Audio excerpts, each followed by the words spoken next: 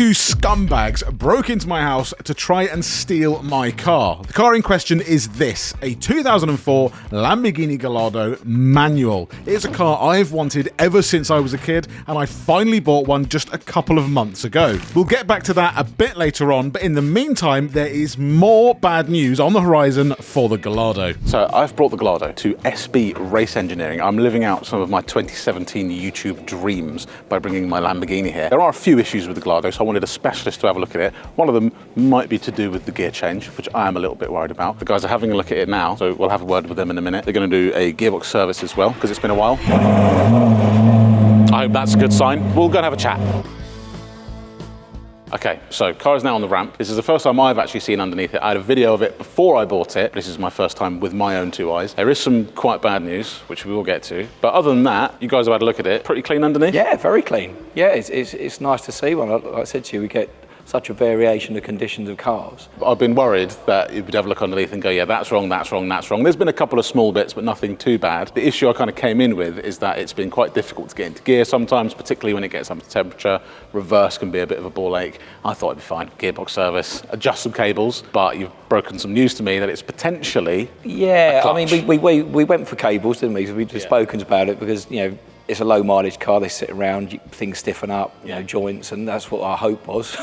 But yeah, it looks like, I mean, we're going to give the clutch a bleed to see, you know, you can have a bit of air in the system, but it's looking like the clutch is nearing the end of its life. No. Just had a look at the part, which has got the flywheel. It's a full kit, but that's not fitting it. There's no oil or anything like that. It was £4,200. That's a lot of money for a clutch. Yeah. I said to you, didn't I? You know, they used to be. We could, I think, fitted in the car. It was about £3,500 to do it now, and now the parts that much. And you know, then you've got oil. You're effectively doing it like an annual service because you're dropping the oil, so you end up doing that as well. A few £100 for oil, labour. You know, thankfully, like I said, we get such a mix of cars. Some cars have look so rough under. You think, well, that's going to break. Yours looks nice. So the plus side is it should come apart quite nicely. Yeah, well, I really hope so. But other than that, there doesn't look like there's any other major issues. Bodywork all seems pretty good. There's a weld on this rear wheel, which I knew about anyway because I bought the wheels, and I've been told my wheel bolts are wrong on my spacers. Barry's a stickler for the right bits. But yeah, once again, sometimes you need to know that. You had a problem with it. It's good I found it out. It's bad. I'm not pleased about it, but I wanted to come to a specialist, obviously, to have a look at that. It not going into gear properly. On the clutch, obviously central in the car here, you've got a hydraulic release bearing. If you get a bit of air in that system, it's not pushing the clutch enough,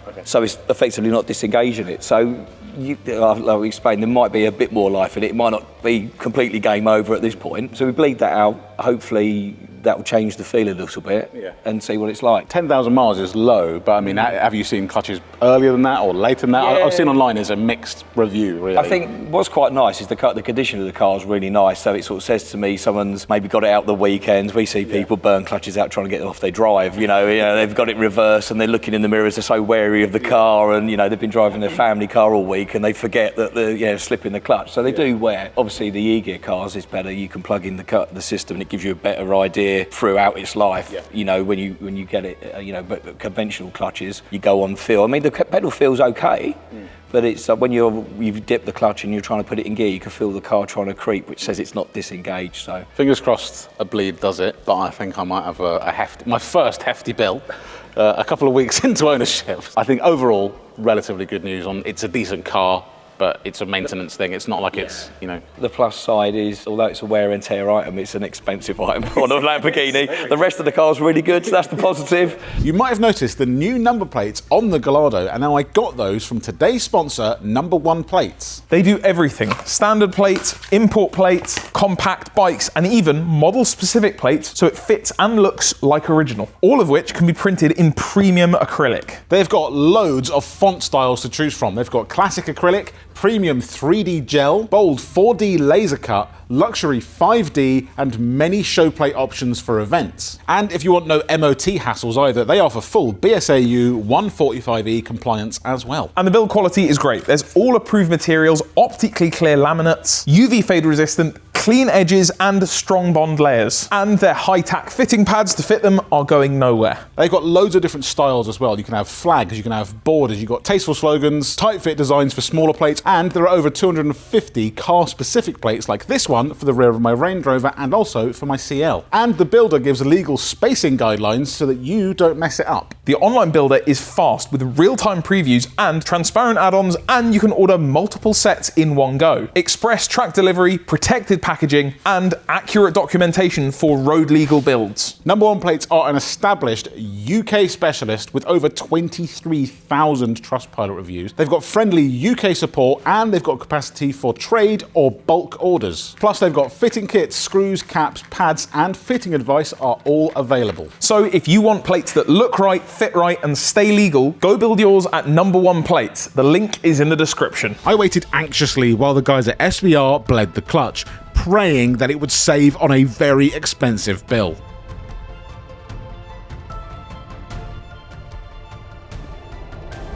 So, clutch bleed's been done. I was fingers crossed, I had everything crossed, but no real change. No. Well, the pedal, ironically, the pedal does feel a bit different, but it hasn't changed the fact that when you're on the clutch, it still creeps. So not the miracle fix Not we're hoping for this time. But we did just have a quick look online, and that there is an aftermarket clutch that you guys have actually would recommend. That is half the price of the Lamborghini one. So I need to do some research, count some pennies, and see what we can do. But this is going to need a clutch very, very soon. But a massive thank you to you guys, to Stuart, to the guys at SBR for having a look at it. It's bad news, but it's good that someone who knows what they're doing has looked at it. So yeah, time to spend some money. So the Gallardo needs a clutch and a few other bits, to be honest, to properly be right. Now at first I tried to brush off that gear change issue as just old car or old Lamborghini problems, but I know that it's not how it's supposed to be. You might remember in the first episode when I first revealed the car that Ben, when he tried to put the car in reverse, and we did take the piss out of him for this, and actually he was right. The car was difficult to get into reverse because of the clutch issue. And off camera, there were multiple instances where I couldn't get it into gear properly, and sometimes it would even crunch as well. So far, I stopped using the car because I didn't really want to damage the gearbox. Now, I know that a lot of you might think that I'm trying to swindle the dealer here, but I believe I did pay quite strong money for this car, and it was a low mileage, well looked after example that I was expecting I'd be able to jump in and drive. The car was miles away up north in Scotland, so I didn't actually get a chance to properly test drive the car. I did go and view it. I probably should have insisted on test driving the car, but it just wasn't possible at the time. But I trusted the dealer and I trusted the condition of the car based on the history. I want to make this clear, this isn't me trying to attack the dealer. The dealer I bought it from is called the Auto Lounge. They're up in Scotland. They were amazing in the process of buying the car. And since then, I've told them about the problems. I was honest about all of the issues, how it arrived and what it's been like. And they have said that they will pay for the clutch job. The warranty will cover some of the smaller issues that it's got. So yeah, a massive thank you to Graham and Paul at the Auto Lounge for sorting this car out properly and removing all of the stress from it. Buying a car can be stressful enough, let alone a car as scary to own as something like that. So them sorting this out so quickly has been a massive help. Now this is where I thought I'd let some of you know about the Consumer Rights Act. I don't want to start sounding like I'm giving legal advice here, but it is important to know, and I think many of you at home will have no idea about this. But in the UK, when you buy a car from a dealership, a proper dealership, a trader, then you have consumer rights for the first 6 months. So this is outside of any kind of warranty. So if you buy a car and it has a fault that would have been there when you bought it, it is on the dealer to sort that out. Legally, it is on them, unless that dealer can prove you otherwise. So with most of the parts on back order, it was time to get the Gallardo's paintwork protected down at Topaz London. Come back to Topaz Detailing. Got Thomas with me of Horsepower Hunters and of Topaz. Gallardo is all done. And there's a couple of extra bits I wasn't expecting. What have you done to the Gallardo? First and foremost, PPF'd it. That's what you wanted, right? Yep, that is what I wanted. So the car's pretty mint, so you wanted to preserve that. For those that don't know, PPF, paint protection film, we've done the front end. Yep. And sort of the beauty of Topaz here is we've worked on any number of Gallardos over the years. So we've got all the patterns already digitally to cut out on our plotter and have it fit around all of these edges really nicely. So no need for a blade, we're not bulking on the car. It's all like pieces of jigsaw, locked into place. But a couple of other things you wanted doing. You said it might be nice if we could do them, so I thought, I took that to mean we've got to do them for you.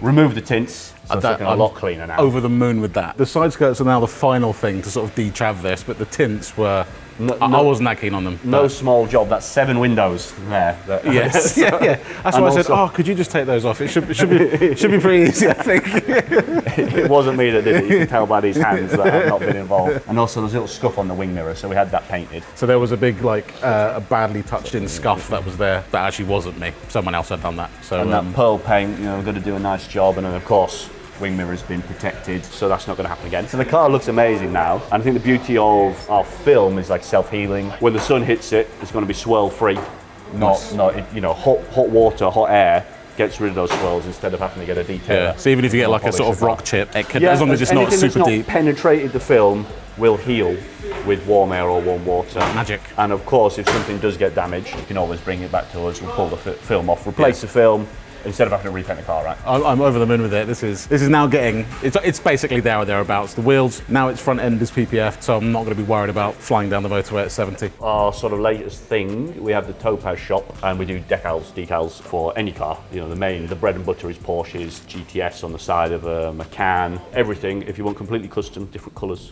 or your own design altogether, like you guys might want, then the Topaz shop is where we can do that. And I think if you want, we'll give you a little discount code for your viewers, which we'll put on the screen. We'll be on the screen somewhere. We've not decided what that'll be yet, but it'll be down there on the screen. Anything you want across the store, because we also sell car care products, and our very latest thing, which is our calendar, which we definitely we need that. hung up.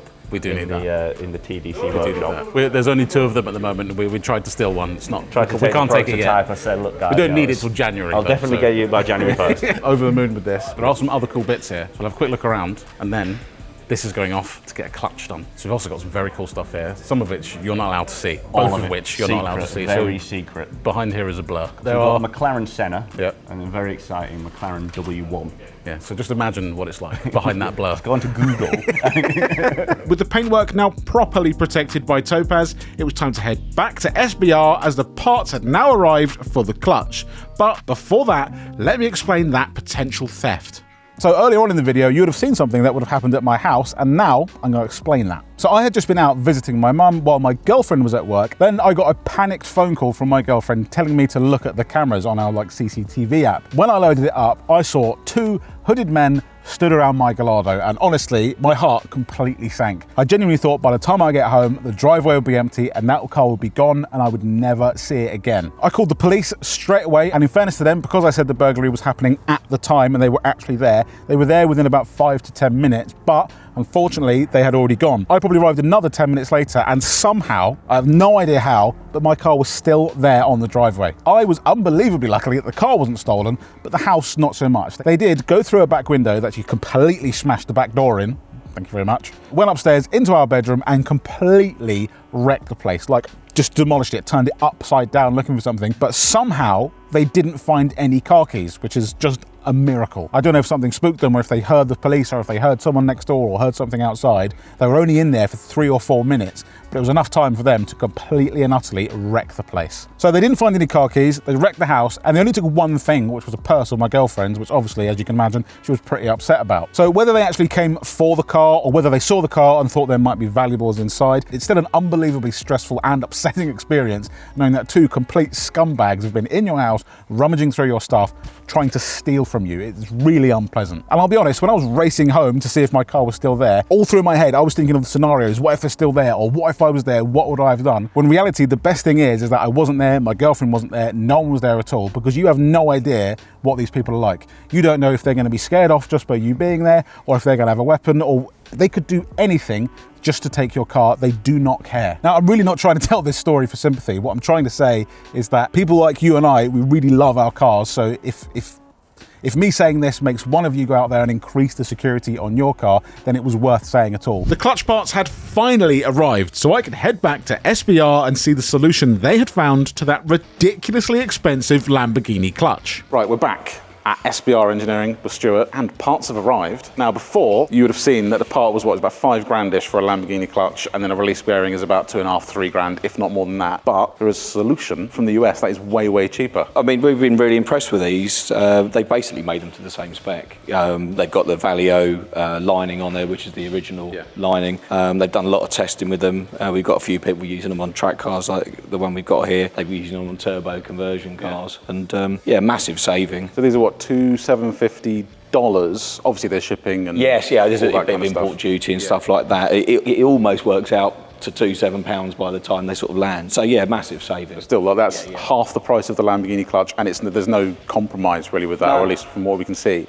And then the release bearing as well, because that's a ridiculous. Every time I tell someone about the release bearing being £3,000, they go, surely not, but that's about what it is from Lamborghini. The AP one is like $800 or $900. So again, you're probably talking like $1,000 or so once it's here. And once again, they use the original seals. They've recast stuff and got a bearing and everything else, but they use the same seals, everything. I mean, they don't really go, oh, it's OEM plus, but they have intimated quite a few times they've got a lot more life out of these than some of the original More than 10,000 miles, I'm hoping. That would be nice. So the next thing is obviously to get it in the air, take it apart. I mean, I've already kind of had it apart before, so anything you find in there, it's nothing to do with me. Nothing to do with me. Especially the exhaust. If anyone slices their hand open on my handiwork, it's nothing to do with me. Using the much better value Velocity AP parts, the guys from SPR got on with disassembling the rear end to remove the gearbox, and they eventually uncovered some of my handiwork. Right, the exhaust wrap, that is the bit I mentioned. If anyone cuts their hands on it, it's nothing to do with me. It's actually really hard. I mean,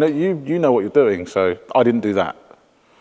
There's going to be people at home who've probably done heat wrap stuff and said it's easy. I didn't find it easy, and my hand was full of fiberglass afterwards. So I think, in your defence, I've never seen one that's been executed perfectly. there we go. It's all good. And also, because it's an X pipe, I got to the middle and thought, how do I do the bit in the middle? If it was just one pipe, it's easy. But they removed the poorly wrapped exhaust and discovered something that I didn't mention in the video where I fitted the exhaust, and Barry wasn't too impressed. Something I did mention in the video when I was fitting the exhaust, which Barry has just spotted and actually wanted me to talk about, is I couldn't get the exhaust to fit properly and go through the tailpipes in the bumper. So I put four spaces on it. And you will note the copper one as well on the top. It's just an extra washer on the top. Barry, you like that one? No.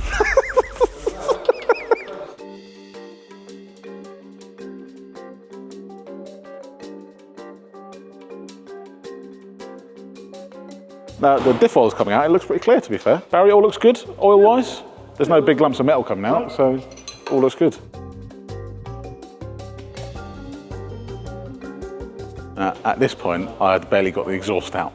So this is quite good going, I think. I've been handed a spring that I believe is not meant, so this is release bearing related. It's like a little sister spring on the back. There should be two of them there. I had to order some of those up then. But that means you can reuse that release bearing, or? And with the clutch now out, we could see, to my relief, that it was definitely the source of the problem, not some sort of deeper gearbox issue. The clutch was so worn, it was almost flush with the rivets. So someone got their use out of it. I got about 200 miles out of it. Quite a lot of use out of most of it. But at least it's clear that it is the clutch that is an issue. Was it your burnout that you did there? Yeah, that must have been the donuts. Do you know what I think a lot of it is I think a lot of these people obviously can afford the cars. Doesn't necessarily mean they're the best drivers in the world. You know, and they're pulling out of places. They're used to driving autos of a different kind.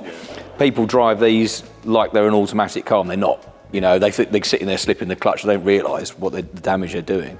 And that's why you get premature wear. And we're right in saying if you like driving these around cities and towns and stuff, that's more wear if it's tight turns and that kind of stuff. Yeah. So you've got to remember, it's theoretical. It's always anticipating. Well, on E-gear, they're anticipating where the biting point is. Yeah. These, on the manual, your clutch is so light. When you've got the new clutch in, wait till you feel how light the clutch is. Yeah.